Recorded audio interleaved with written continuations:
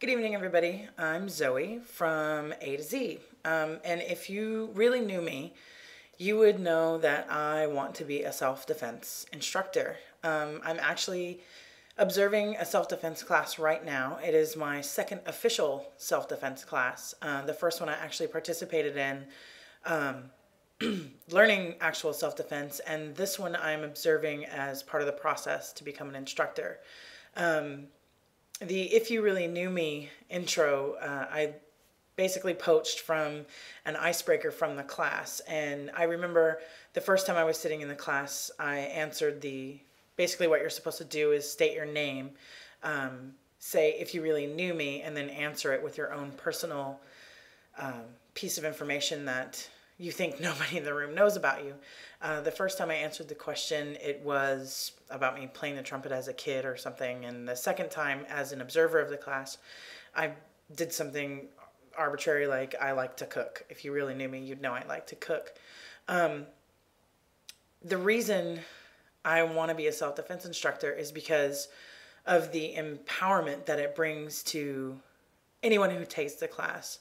Women in particular, because I have a personal point of view on that, being a woman, and being someone who, again, if you really knew me, you would know that I'm a survivor. So having had a personal experience of a violation or attack, it's something very that hits home with me a lot. And to be able to put myself in that class and be vulnerable and learn that I do have the right to protect myself, learn exactly what self-defense is, learn the physical ways to protect myself, the vocal ways to protect myself, ways to just be assertive, even at work. If, the boss asks you to do something that you're not required to do, to just have the wherewithal to say, however way you need to say it, no.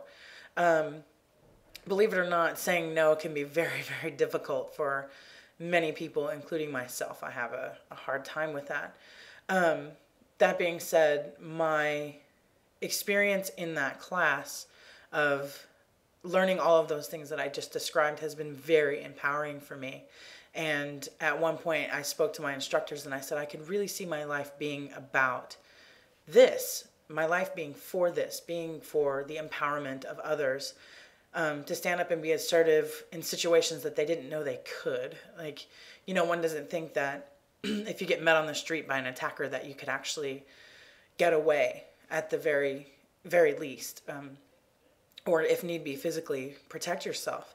And I think that going through this class has given me so much and enriched my life so much in ways that I'm just not as scared as I used to be. I used to live inside of fear, and I even today, I introverted a lot because a friend of mine actually, I found out, lost her life today to the specific kind of violence that in this class and in my life I'm working to prevent in some way, just end. I think that if just one person knows how to protect themselves or defend themselves, then that's a win for people who want to live in peace and not live in fear.